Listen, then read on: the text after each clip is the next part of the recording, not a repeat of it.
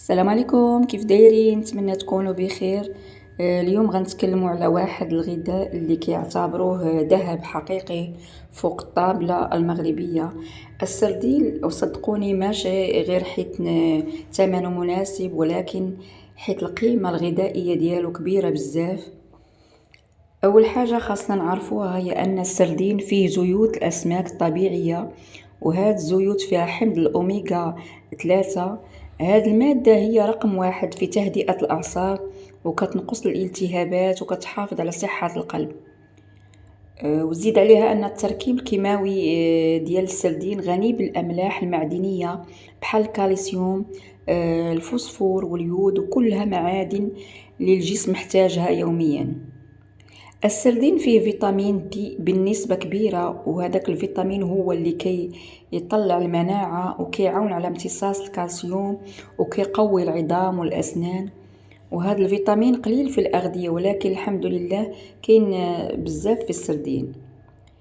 وزيد عليهم فيتامين أ اللي كيعتبر واحد من أقوى مضادات الأكسدة، وكتبقى معروفة مضادات الأكسدة أن دورها الأساسي وهو محاربة الجذور الحرة والوقاية من السرطان. السردين كذلك غني بالبروتينات، ولكن الجميل في الأمر هو أن هذه البروتينات سهلة الهضم مقارنة مع اللحوم الحمراء. وزيد عليها أنه في مادة طبيعية كتسمى السيروتونين، يعني السردين من الأغذية اللي فعلا كتهدي الأعصاب. ومن الفوائد ديالو كذلك أنه مصدر ممتاز لليود اللي كينشط الغدة الدرقية وكيعاون الجسم يوازن الطاقة وحتى الأعصاب كذلك.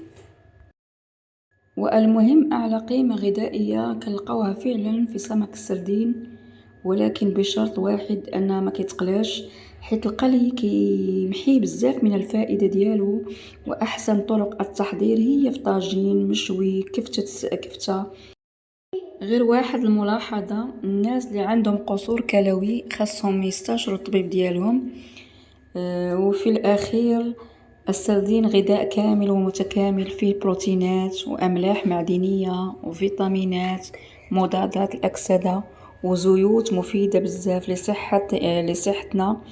ونصيحتي لكم خليو حاضر مرة على الأقل في الأسبوع، راه كيعطي طاقة وصحة ومناعة.